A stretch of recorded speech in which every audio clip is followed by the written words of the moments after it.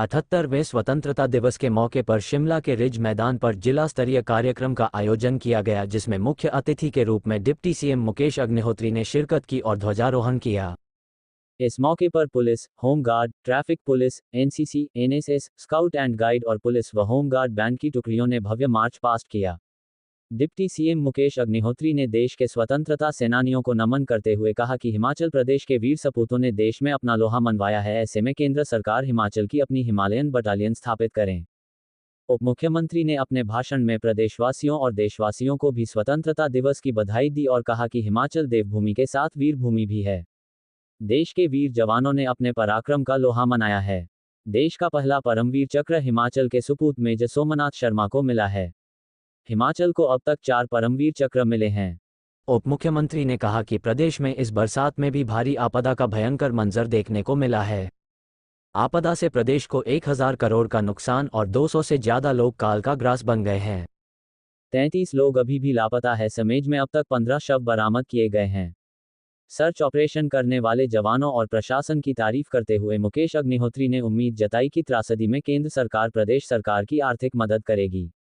प्रदेश सरकार प्रदेश को आर्थिक रूप से मजबूत करने के लिए व्यापक कदम उठा रही है। प्रदेश की जनता के सहयोग की आवश्यकता है।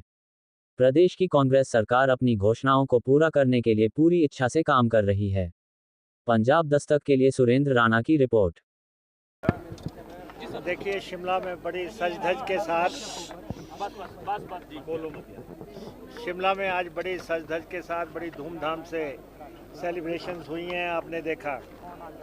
और जो यहाँ पे कार्यक्रम हुआ है, सबसे बढ़िया बात यह है कि बहुत लोग इसको देखने के लिए आए।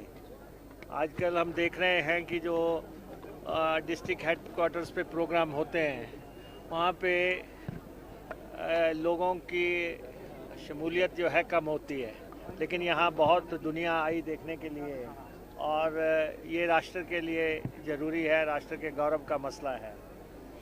और सबसे अहम बात ये है कि इस साल हिमाचल प्रदेश के 18 जवान जो है सरहद पे रक्षा करते हुए या आंतरिक सुरक्षा करते हुए शहीद हुए हैं, जिन्होंने अपना बलिदान दिया है 1 जनवरी से लेके आज दिन तक। तो ये वीर भूमि है और इस वीर भूमि के लोगों ने इस देश को आज़ाद कराने से लेके उसकी सुरक्षा तक अहम भूमिका निभाई है।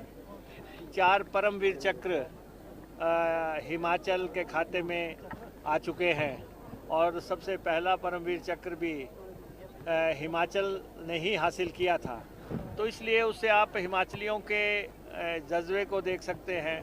और जिन 18 लोगों ने इस दफ़ा बलिदान दिया इस राष्ट्र के लिए, हम उनको याद करते हैं, उनको नमन करते हैं। और उसके चलते हमारा ये मानना है, जब डिफरेंट बटालियंस हैं, रेजिमेंट्स हैं, कहीं डोगरा रेजिमेंट हैं, कहीं सिख रेजिमेंट हैं, कहीं J&K राइफल्स हैं, कहीं, तो ऐसे में हिमालयन रेजिमेंट या हिमाचल रेजिमेंट किसी उसके बारे में केंद्र सरकार को सोचना चाहिए। कहा जा रहा है कि अब ये फार्मूला बंद कर दिया गया है कि किसी प्रदेश के नाम पे या किसी एरिया के नाम पे रेजिमेंट्स बनाना का जो है तौर तरीका नहीं है अब। लेकिन जब हम सरहदों की रक्षा करते हैं और हमारे आसपास के पड़ोस में आप देखते हैं दूसरे देशों में क्या हो रहा है, तो देशभक्ति से की प्रेरणा के लिए हम चाहते हैं कि केंद्र सरकार उसको रिलैक्स करे और हिमालयन रेजिमेंट बनाए। और सेकेंडली, लगातार दूसरी दफ़ा जो है हिमाचल प्रदेश में त्रासदी आई है। पिछली बार भी 500 से ज़्यादा लोग त्रासदी का शिकार हो गए थे और इस दफ़ा भी त्रासदी आई है और अभी तक 200 लोगों की जानें जा चुकी हैं। 1000 करोड़ रुपए का नुकसान हो चुका है।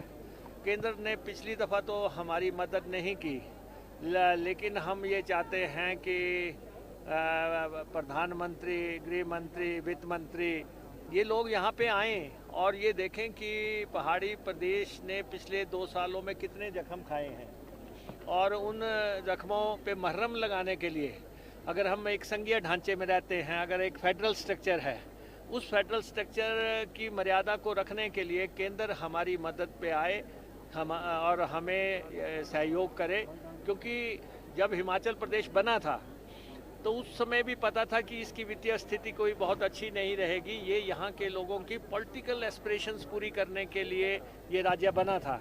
उस समय भी ये मालूम था कि फाइनेंशियल तौर पे ये राज्य वायबल नहीं होगा, इसका टैक्स बेस नहीं है दूसरे राज्यों की तरह। तो इसलिए केंद्र को हमारी मदद करनी चाहिए, और ख़ास तौर पे जो हमारे प्रोजेक्ट्स केंद्र में गए हुए हैं उन प्रोजेक्ट्स में सहयोग करना चाहिए।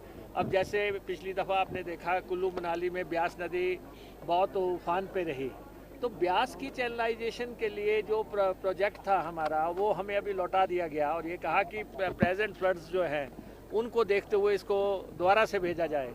हम दोबारा से भी भेज देंगे 1 महीने के अंदर, लेकिन 2200 करोड़ रुपया ब्यास की चैनलाइजेशन पे लगना है, तो वो केंद्र हमारी मदद करे। और दूसरा, वैसे भी जिस ढंग से हमारा नुकसान हुआ है उसमें पोस्ट डिज़ास्टर जो पैसा मिलता है वो भी हमें नहीं मिला, और इस बार भी शुरुआत में ही इतनी बड़ी त्रासदी हुई। तो इसलिए हम चाहते हैं कि केंद्र हमारा इस मसले में सहयोग करे। और दूसरा, वैसे भी जितना हमारे पास हमारे ऊपर कर्ज है उसको देखते हुए हमें स्पेशल पैकेज केंद्र को देना चाहिए, विशेष वित्तीय पैकेज दे या वित्तीय मदद करे।